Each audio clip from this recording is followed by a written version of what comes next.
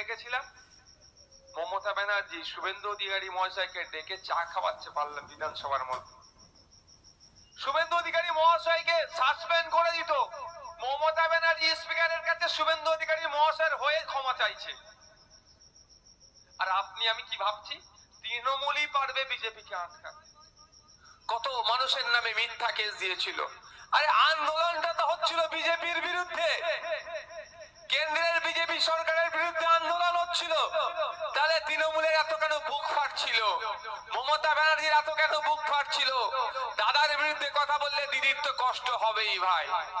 নুপুর শর্মা যখন মুসলিম ধর্মগুরু, মুসলিম সমাজের প্রাণ পুরুষ, মুসলিম সমাজ যাকে জানের থেকে বেশি ভালোবাসে, হযরত মুহাম্মদ সাল্লাল্লাহু আলাইহি সাল্লাম সম্পর্কে নুপুর শর্মা যখন কুমন্তব্য করেছিল, তার প্রতিবাদ জানিয়ে হাওড়া হুগলি রাজ্যের বিভিন্ন জায়গাতে, দেশের বিভিন্ন জায়গাতেও প্রতিবাদ হয়েছিল। পশ্চিম বাংলার ধর্মপ্রাণ মানুষেরা প্রতিবাদ করেছিল। সেই সময় নবান্নের 14 তলা থেকে দাঁড়িয়ে আজকে যিনি সংহতি মিছিলের কথা বলছেন, নবান্নের 14 তলায় যিনি বসেন, তিনি বলেছিলেন এটা দিল্লির ম্যাটার, দিল্লিতে গিয়ে জানাও, এখানে প্রতিবাদ করবে না। তাহলে তো বলতে পারি আজকের দিনে দাঁড়িয়ে রাম মন্দির উত্তরপ্রদেশের ম্যাটার, উত্তরপ্রদেশে হচ্ছে, তুমি এখানে সংহতির মিছিল কি করছো? যাও তুমি উত্তরপ্রদেশে গিয়ে করো। শুধু ভোটের জন্য, শুধুমাত্র ভোটের জন্য সংহতি মিছিলের কথা বলছে। যদি ভোটের প্রয়োজন না হতো, আমি দায়িত্ব নিয়ে আপনাদের বলছি, এই রাম মন্দির উৎপাদনের প্রথম সারিতে মমতা ব্যানার্জি গিয়ে বসে থাকতো। ভোটের দরকার, কারণ এ যখন যেটা দরকার সেটাই করতে পিছপা হয় না।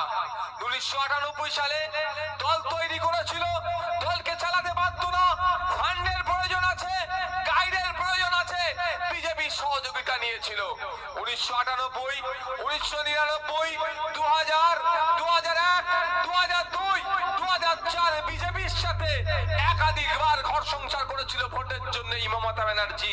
আর এ নাকি আজকে সংহতি মিছিল করে কি বার্তা দিতে চাইছে? একইভাবে তৃণমূল কংগ্রেস, আপনারা বলুন এই 12 বছরে আপনাদের এলাকায় বুথে একজন হাত তুলে বলুন নতুন একটা শিক্ষা প্রতিষ্ঠান দিয়েছে? এটা দিতে ব্যর্থ হয়েছে। যখন এই প্রশ্নই করা হচ্ছে, তখন নওশাদ সিদ্দিকীরা নাকি বিজেপি দালাল হয়ে যাচ্ছে। আমার প্রশ্ন আপনাদের কাছে, আমার ছাবির বললে আপনাদেরকে বললো যে পশ্চিম বাংলায় প্রায় 8,500 শিক্ষা প্রতিষ্ঠান বন্ধ হতে চলেছে। এই 8,500 সরকারি শিক্ষা প্রতিষ্ঠান বন্ধ হলে কাদের ক্ষতি হবে ভাই? মমতা ব্যানার্জির ক্ষতি হবে, শুভেন্দু অধিকারীর ক্ষতি হবে, দিলীপ ঘোষের ক্ষতি হবে, সুকান্ত মজুমদারের ক্ষতি হবে? ওদের ক্ষতি হবে না। ক্ষতি হবে কার? আপনার পাড়ার যিনি ভ্যান চালিয়ে খাওয়া, ভ্যান টেনে খায়, যে ডে লেবার, যে দর্জি শ্রমিক, সেই শঙ্কর, সেই শাহাবুদ্দিন, তাদের ক্ষতি হবে।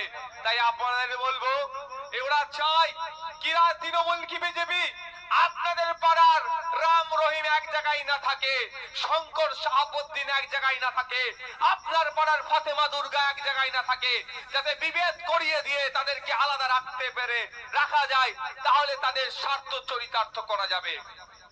আমি আপনাদের কাছে বলবো, আপনার পাড়াতে যদি রাম রহিম এক জায়গাতে থাকে, শাহাবুদ্দিন শঙ্কর এক জায়গাতে থাকে, ফাতেমা দুর্গা যদি এক জায়গাতে থাকে আপনার পাড়ার, তাহলে এই সরকারি শিক্ষা প্রতিষ্ঠানগুলো বন্ধ করার সাহস মমতা ব্যানার্জি থেকে শুরু করে মোদিজিও পারবে না। আর আমাদের মধ্যে যাতে আমরা বিভেদের মধ্যে থাকি, আলাদা থাকি, একে অপরকে শত্রু হিসাবে দেখি, তার জন্য আমাদের মধ্যে বিভেদের বীজ বপন করা হচ্ছে। ক্ষতিগ্রস্ত কারা হবে? ওই যারা দর্জি শ্রমিক, বা সকালে এখান থেকে হাওড়া জেলার এই সাইডে অনেক কাঠের ভালো ভালো মিস্ত্রি আছে, অনেক রং মিস্ত্রি আছে, বিভিন্ন কাজে যারা ট্রেন ধরে কলকাতার দিকে যায়, কি শঙ্কর কি শাহাবুদ্দিন, তার ক্ষতি হচ্ছে, তার সন্তানের ক্ষতি হচ্ছে। কারণ এই সরকারি শিক্ষা প্রতিষ্ঠানগুলো বন্ধ হয়ে গেলে কি হবে? এমনি পড়ে থাকবে নাকি? কি মনে হচ্ছে আপনাদের এলাকায় যে প্রাইমারি স্কুল একটা বন্ধ হয়ে যাচ্ছে, এমনি রেখে দেবে? আগে বন্ধ করবে, বন্ধ করার পরে দেখবেন, আপনাকে বলে রাখছি, মিলিয়ে নেবেন। যদি আন্দোলন না সংগঠিত করতে পারেন, ওই স্কুলটাই আদানি আম্বানিদেরকে দিয়ে দেবে। আপনার ছেলে আজকে 300 টাকা বা 200 টাকা খরচ করে সারা বছর যেখান থেকে বিনামূল্যে শিক্ষা পাওয়ার দরকার, ওটাই আদানি আম্বানিদের হাতে তুলে দিয়ে বেসরকারিকরণ করে দেবে। মাস গেলে তখন 1000-5 টাকা দিয়ে শিক্ষা নিতে হবে। সম্ভব তো আমাদের দ্বারাই? আমরা পারবো তো? আমরা পারবো তো আমাদের সন্তানগুলোকে বেসরকারি শিক্ষা প্রতিষ্ঠানে পড়ানোর মতো সামর্থ্য আছে? এখানে যারা আছেন একটু হাত তুলবেন, কজনের সন্তান বেসরকারি শিক্ষা প্রতিষ্ঠানে পড়ে? একজন, দুজন, তিনজনের সন্তান, 4জন দেখতে পাচ্ছি। তাহলে এখানে 1000 খানেক প্রায় মানুষ আছে, এখানে মাত্র 4 থেকে 5 জনের সন্তান বেসরকারি শিক্ষা প্রতিষ্ঠানে পড়ে। এনাদের একটু টাকা পয়সা আছে বলে পড়ে। তাহলে ম্যাক্সিমামটাই কি আছে আমরা? আমাদের সন্তানগুলো কোথায় পড়ে? বেসরকারি, সরকারি স্কুলে। সেই সরকারি স্কুল যদি বন্ধ হয়ে যায় তাহলে আমাদের সন্তানদের পড়াশোনা কি হবে? যিনি আজকে সংহতির মিছিল রেখে আপনাদেরকে বোকা বানাচ্ছেন, সংহতির মিছিলের প্রয়োজনই হতো না যদি আপনার সন্তান, আপনার আর আমার হাতে পেন বই খাতা থাকতো।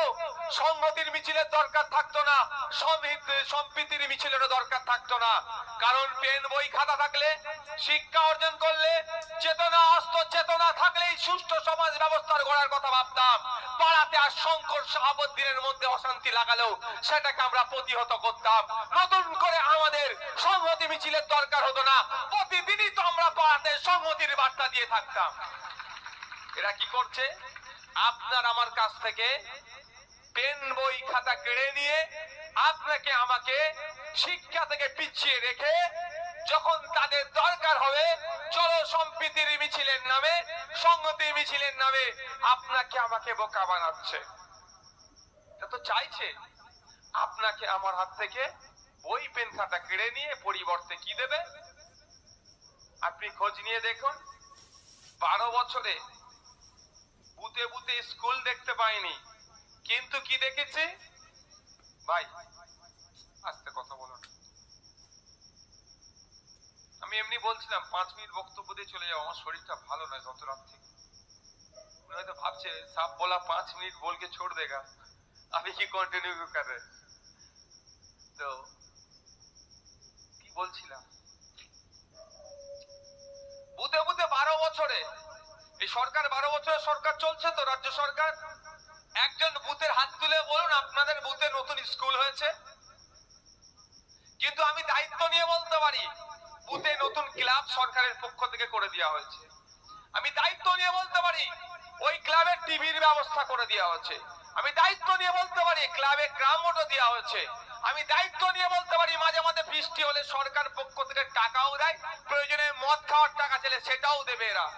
কিন্তু ওই ক্লাবের যারা দায়িত্বশীলেরা আছে তাদেরকে সম্মান জানিয়ে বলছি, আপনি একবার ওই যে বন্ধু বৃষ্টির জন্য টাকা দিচ্ছে তাকে বলুন তো আমাদের এখানে প্রাইমারি স্কুলে একটা টিচার নাই, নিয়োগ কবে হবে?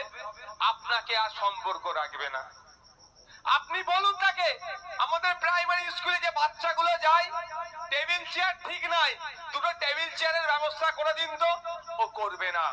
আপনি বলুন যে চক ডাস্টার ঠিক মতো তাদেরকে সার্ভ করা হচ্ছে না, পাচ্ছে না, চক ডাস্টারের ব্যবস্থা করে দিন তো, আপনাদেরকে দেবে না।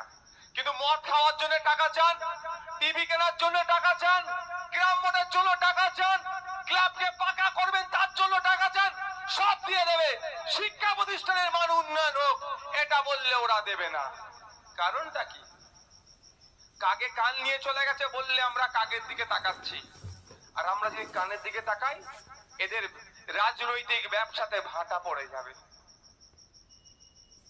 এরা আপনাকে আমাকে সিএ এর ভয় দেখিয়ে ভোটটা নিয়ে নিচ্ছে। আমার প্রশ্ন, সিএ এর হাত থেকে, সি মানে কে জানেন তো?